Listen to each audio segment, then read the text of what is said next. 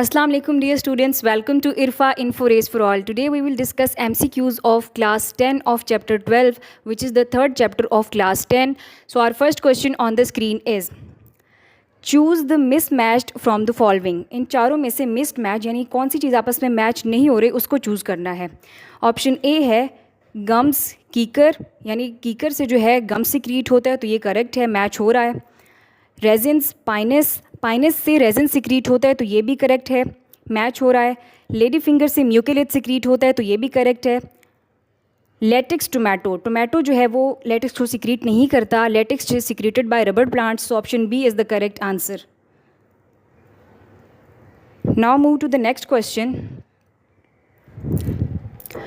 In a machine which of the following passes from the blood to the dialysis fluid. एक machine में blood से dialysis fluid तक क्या चीज़ इन चारों में से मूव करती है? Glucose, plasma protein, red blood cells या urea.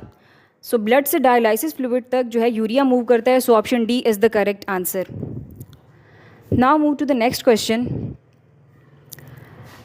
Urea is formed in, urea की फॉर्मेशन इन चारों में से किस में होती है? किडनी में, लिवर में, नेफ्रॉन में या गॉल ब्लैडर में? Urea is formed in liver, so option B is the correct answer. Now move to the next question. Kidney stone is a solid mass made of. Kidney के stones इन चारों में से किस चीज़ से बने हुए होते हैं? Calcium oxalate, calcium carbonate, calcium oxalate and carbonate, sodium oxalate. So kidney stones जो होते हैं, it is a solid mass made of calcium oxalate and carbonate, both. Option C is the correct answer. Now move to the next question. Special organs, tissues और cells of the body which detect stimuli. जिस्म के मखसूस अज़ा यानी sales और tissues जो कि stimuli यानी मुहर्रिकात का पता लगाते हैं, वो हैं इन चारों में से रिसेप्टर, डेंड्राइट्स, कोऑर्डिनेशन या इफेक्टर्स. सो अगर बात की जाए रिसेप्टर्स की, receptors is group of cells that receive stimuli. Dendrites की अगर बात की जाए, the main function of dendrites is to carry message towards the cell body. Coordination, coordination जो है ये है जिस्म के ऑर्गन का मिलकर काम करना एक प्रॉपर तरीके से, और रिएक्शन जो है वो स्टिमुलाई को देना, कोऑर्डिनेशन उसे कहते हैं. इफेक्टर्स की अगर बात की जाए तो effectors is a part of body which can respond to stimuli, जो कि स्टिमुलाई को रिस्पॉन्स देता है, इफेक्टर्स उसे कहते हैं. लेकिन स्पेशल ऑर्गन्स, टिश्यूज़ और cells of the body which detect stimuli, stimuli को बेसिकली डिटेक्ट कौन सी चीज़ करती है? वो है receptor. So option A is the correct answer. Now move to the next question. Ali ibn Sina write a book on the study of diseases and surgery of eye is. Ali ibn Sina ने आँख की बीमारियों और surgery पर एक किताब लिखी, वो है जोलॉजी, ऑफ्थल्मोलॉजी, बॉटनी या बायोलॉजी. जोलॉजी की अगर बात की जाए तो it is the study of animals. Ophthalmology की अगर बात की जाए, it is the specialized field of medicine. तो अली इब्न सीना जो है उसने एक बुक लिखी, वो है ophthalmology. Option B is the correct answer. Now move to the next question. Insulin is secreted by which gland. इन चारों में से कौन सा ग्लैंड जो है वो इंसुलिन को सिक्रीट करता है? पैंक्रियास, एड्रिनल, पिट्यूटरी ग्लैंड या thyroid gland? Insulin is secreted by pancreas. Option A is the correct answer. Now move to the next question. Which one is not a part of hind brain. Hind brain जो है वो, brain जो है 3 parts में divided होता है, तो उसका एक पार्ट हाइंड ब्रेन होता है. इसमें से हाइंड ब्रेन का पार्ट कौन सा नहीं है? पोन्स, मेडुला ऑब्लंगेटा, सेरिबेलम या सेरिब्रम? सेरिब्रम जो है वो फोरब्रेन का पार्ट होता है, तो सेरिब्रम हाइंड ब्रेन का जो है पार्ट नहीं है. Option D is the correct answer. Now move to the next question. Which one controls range, pain, pleasure and sorrow. अच्छा, इन चारों में से अगर देखा जाए तो एंगर को, पेन को, हैप्पीनेस को और सोरो को कौन सी चीज़ कंट्रोल करती है? ब्रेन के कौन से पार्ट्स इसमें जो है कंट्रोल करते हैं इसको? मेडुला, हाइपोथैलेमस, मिड ब्रेन या cerebellum?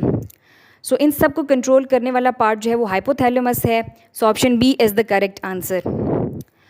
Now move to the next question. What carries nerve impulses from receptors to central nervous system.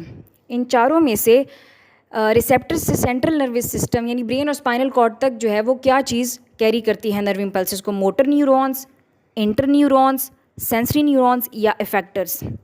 So nerve impulses को कैरी जो है वो सेंसरी न्यूरॉन करती है to central nervous system. So option C is the correct answer. Now move to the next question. The deficiency of which hormone cause goitre? किस hormone की कमी से गोइटर कॉज होता है? अब गोइटर क्या है? Goitre is the irregular growth of thyroid gland. Thyroid, इन चारों में से थायराइड ग्लैंड में कौन सा हार्मोन प्रेजेंट है? इंसुलिन, पैराथॉर्मोन, थायरॉक्सिन या एपिनेफ्रीन? तो जो हार्मोन प्रेजेंट है थायराइड ग्लैंड में वो है thyroxine. Option C is the correct answer. और इसी की डेफिशिएंसी से जो है वो गोइटर कॉज होता है. So option C is the correct answer. Now move to the next question. Night blindness is caused due to the deficiency of dash in the body. किस चीज़ की कमी से रात का अंधापन या ब्लाइंडनेस होती है बॉडी में? रोडोप्सिन, फैट्स, प्रोटीन या vitamin A?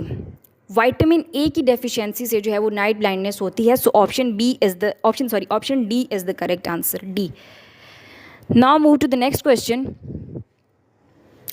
The sensory layer of eye is. Eye की हसास या सेंसरी तय है स्क्लेरा, कॉर्निया, आइरिस या रेटिना?